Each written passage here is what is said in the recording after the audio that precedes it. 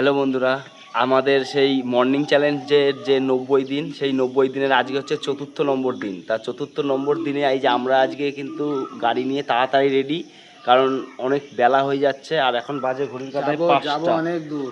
দেখেন, এই দেখেন, আপনাদের দেখাচ্ছে, এই দেখেন ঘড়ির কাঁটায় 5টা 3 বাজে এখন, ঠিক আছে। এসছি আর তাও সেই মোটামুটি জায়গায় 5 গিয়েও মিনিট হয়ে দেখাবো গেল। কতক্ষণ লাগে যেতে। আর একজনের আসার কথা ছিল আজকে সকালবেলায়, কিন্তু সে আজকে আর ফোন ধরেনি। তা সেই দাদাটা আজকে আর যেতে পারলো না। তবে সেই দাদার পছন্দ মতন জায়গায় আজকে যাব এবং আপনাদেরকেও দেখাবো, এবং সেই দাদাও পরে ঘুম থেকে উঠে নিজের ফোনে অবশ্যই দেখতে পারবে। তো বন্ধুরা, সেই জায়গায় যাই এবং গিয়ে আপনাদেরকেও দেখাবো এবং সেই দাদাও দেখতে পারবে, আর আপনারাও দেরি হয়ে যাচ্ছে। তো আমরা যেতে যেতে আপনাদেরকে কিছু বলবো, আর সেই জায়গায় গিয়ে অবশ্য আপনাদেরকে দেখাবো। তো চলেন, গাড়িতে এখন স্টার্ট দিয়ে যাওয়া যাক। ভিডিওর সঙ্গে থাকুন, আর আমরা কোথায় যাচ্ছি সেটা দেখার জন্য আমাদের সঙ্গে থাকুন। আর ভিডিও যদি ভালো লাগে অবশ্যই লাইক করবেন আর শেয়ার করতে ভুলবেন না। চলুন, চলে এসেছি সেই জায়গায়, আর কিছুক্ষণের অপেক্ষা মাত্র। আর আপনাদেরকে নিয়ে যাচ্ছি সেই বিশাল হেভি সুন্দর একটা জায়গায়। আজকে সোমবার, দেখেন দেখেন কত সুন্দর বটগাছ, দেখেছেন।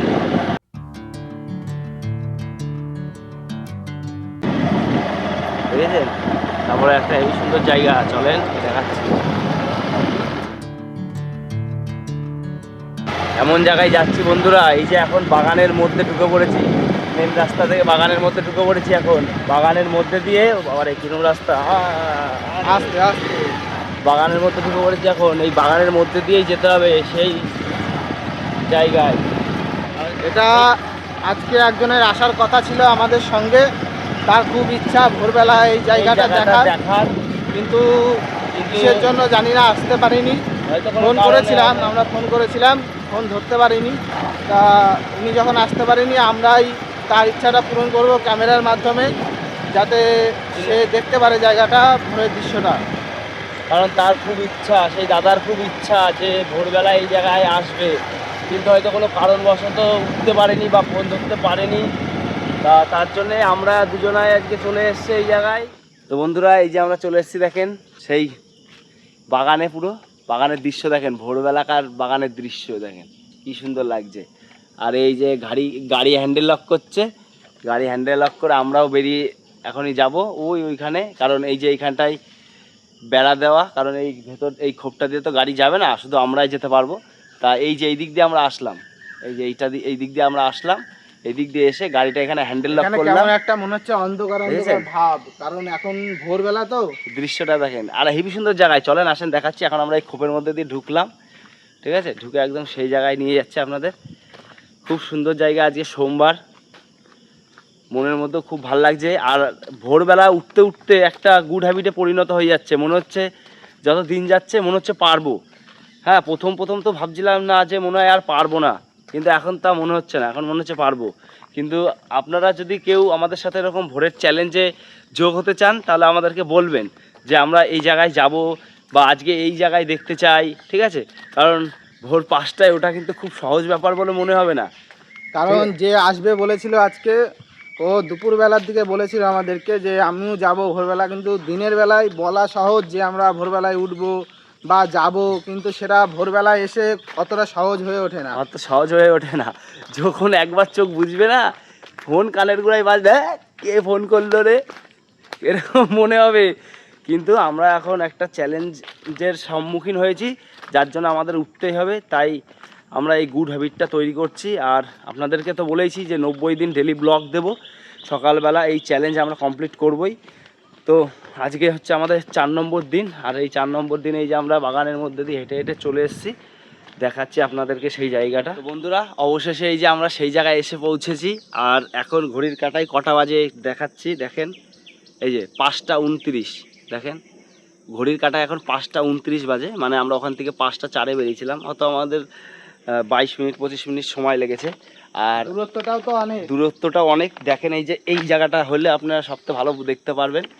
এই যে এই জায়গাটা চিনতে পারছেন, এই জায়গাটা শান্তিপুর ট্রেন থেকে কিন্তু অনেকেই এই জিনিসটা দেখেছেন। এটা হচ্ছে গিয়ে নোয়াজনী মাতা মন্দির, ঠিক আছে। সেই নোয়াজনী মাতার মন্দিরে আজকে এসেছি, আর সেই জায়গায় আপনাদেরকে দেখাবো, নিয়ে যাব। আমাদের একজন ভিউয়ার্সের এখন একজন দাদার খুব ইচ্ছা ছিল আজকে এই নোয়াজনীতলা আসার, কিন্তু তিনি আসতে পারেনি। তবু আমরা ভিডিওর মাধ্যমে এটা রেকর্ড করব, আর সেই দাদা হয়তো ঘুম থেকে উঠেও দেখতে পারবে। আর এই যে দেখেন পরিবেশটা দেখেন, ভোরের পরিবেশটা দেখেন কি সুন্দর। এই জায়গা খুব শান্ত, মনে হচ্ছে এই জায়গায় এসে বসে থাকি, এত সুন্দর পরিবেশ আর খুব শান্ত, কোনো নেই। দেখেন এই যে ওম নমঃ শিবায়, হর হর মহাদেব। আজকে সোমবার, বাবার বার, তাই আজকে নোয়াজনীতলায় এসছি। আর এই জায়গায় আপনারা আসবেন, ঠিক আছে, এই জায়গায় আসবেন যেদিন পুজো হয় মাঘী পূর্ণিমায়। এখানটায় মাঘী পূর্ণিমার প্রচুর দিন ভক্তের আগমন হয়। যে বাগানের সাইড দিয়ে আসলাম, এই বাগানে এই দিক দিয়ে এসছি আমরা, ভোগ করা, ওই দিক দিয়ে এসছি, পুজো হয়, প্রচুর লোকের সমাগম হয়, তারপরে খিচুড়ি খাওয়ায় ওই বাগানে, পুরো ভোরে লোক মাঘী পূর্ণিমা। তারপরে এই যে এইখানটায় যজ্ঞ হয়, দেখুন এই যে এইখানটায় যজ্ঞ হয়। যারা এখানে এসছেন তারা তো জানেন সব কিছু, ঠিক আছে, আর যারা আসেননি তারা আসবেন, ভালো লাগবে। আর যে কোনো সময় আসতে পারেন, কারণ এটা একটা এমনই জায়গায় অবস্থিত যে এখানে কোনো ঝুটঝামেলা নেই বা কোনো শোরগোল নেই। আপনি এখানে এসে সময় কাটাতে পারবেন, খুব সুন্দর পরিবেশ। আর যদি ভোরবেলায় আসতে পারেন তাহলে তো আপনার মন ভরে যাবে, সত্যি কথা, এত সুন্দর জায়গা। উপরে একটা বটগাছ আছে, দেখতেই পাচ্ছেন এই যে, আর বটগাছের গোড়ায় মায়ের মন্দির, মায়ের মন্দিরটা আপনাদেরকে দর্শন করাচ্ছে, একবার আসেন দেখেন।